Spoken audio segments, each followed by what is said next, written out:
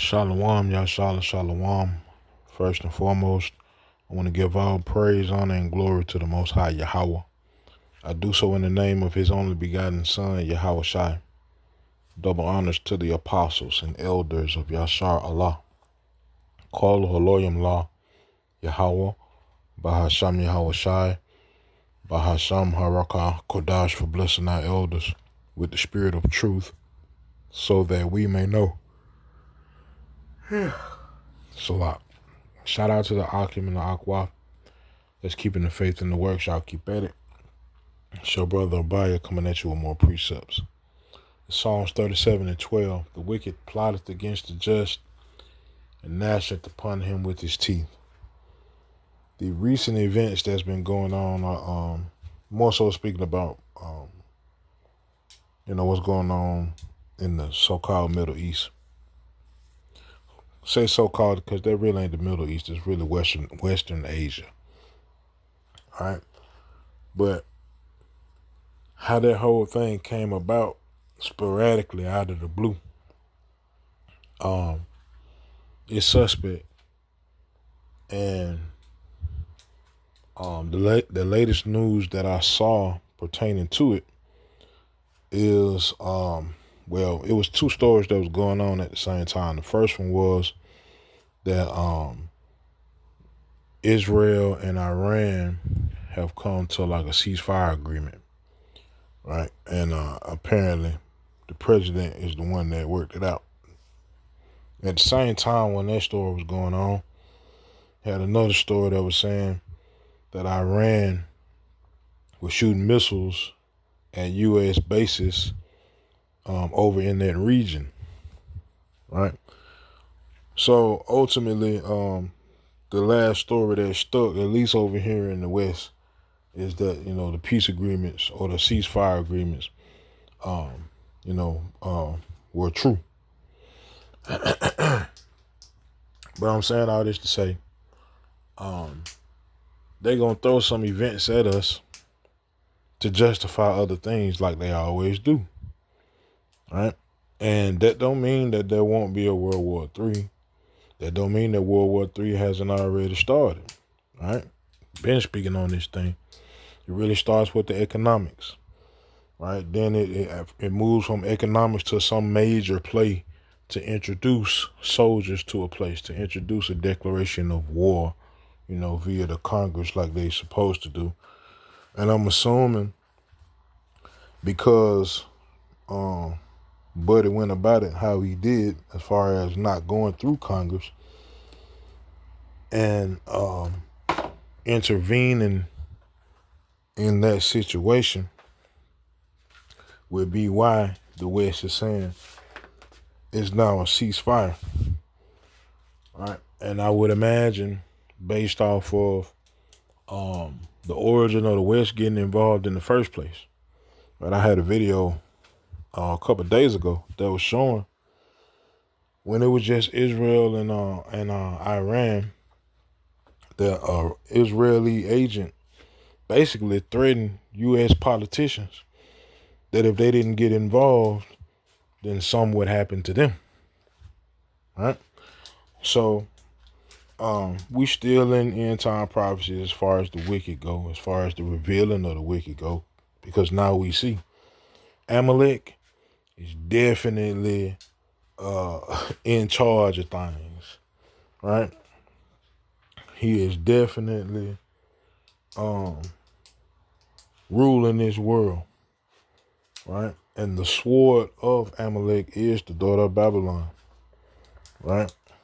So you have the daughter of Babylon like a puppet, basically. And you have, Amalek with the hand that's making the puppet talk and making the puppet move, right? But it's some event that these devils are planning in order to bring about this new digital world order, because that's really what it's all about, man. It's really all about Revelation chapter 13, right? It's about creating a digital world order, and whoever has the most power as far as technology goes. That's who they deem to be the ruler of, or the next dynasty, I guess you can say, in their minds, right? So the plots of the wicked are really against the just, right? Because they're trying to prolong the oppression of the Lord's people through these different events, right? They try to crush the Lord's people's hope in the Lord, right? By these falsified events. And they fully understand, what we waiting on, what we hoping on. They know that.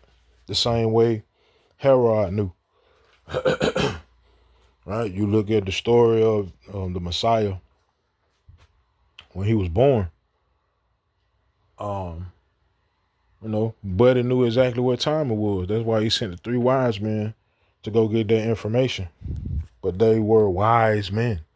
So they understood, once we go to see the Messiah, we pay homage, to our Messiah being born. We not going back that way to get that man no information, right? Because they know who we are, and they know at the end what's waiting on them. And they also know that ultimately it will be a World War III. That third war will come quickly, and it ain't nothing they can do to stop it, because it's the Lord's will, right? Let me go to Sirach.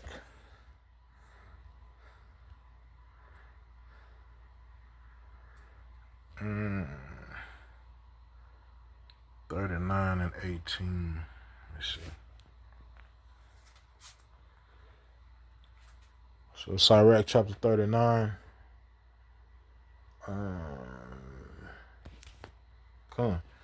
Sirach 39 and 16. All the works of Yahweh are exceeding good, right? And whatsoever he commandeth shall be accomplished in due season. Right? So if the Lord said third woe coming, is coming.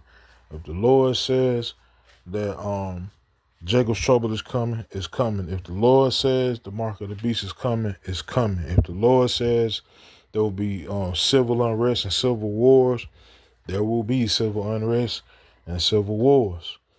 If the Lord says it's going to be a famine and a famine of the word, guess what's coming? A famine and a famine of the word, because the Lord says it. And the Lord is not a man that he should lie. Right? So let me go to the book of 1 Peter.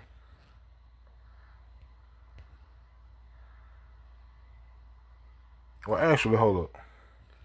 Let me go back to that.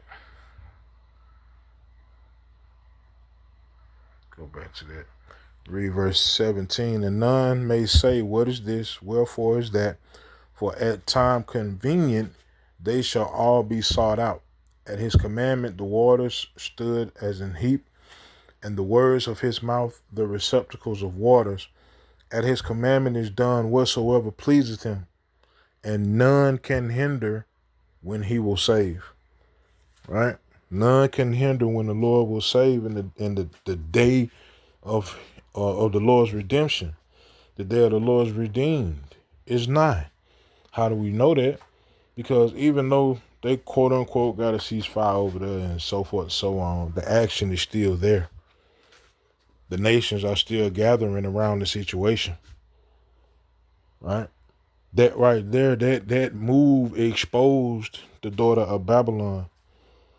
That move exposed the daughter of Babylon to the rest of the world, which is also an end time prophecy. And if the Lord says that this devil will be exposed, this devil will be exposed.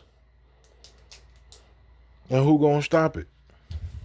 Nobody. Nobody can stop it. Even when they actually do, put a cease to the word being pushed as consistent as it is now, guess what? The word is already out.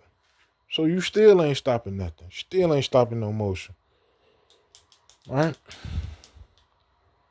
This place is done. Esau Edom's time of ruling this world in wickedness, man, is done. Right? And the Lord is making moves for his name's sake and for his people.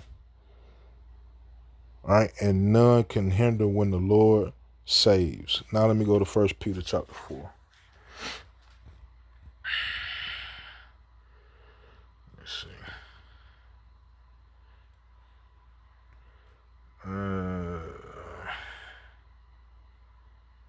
Come on, 1 Peter chapter 4 and verse 7.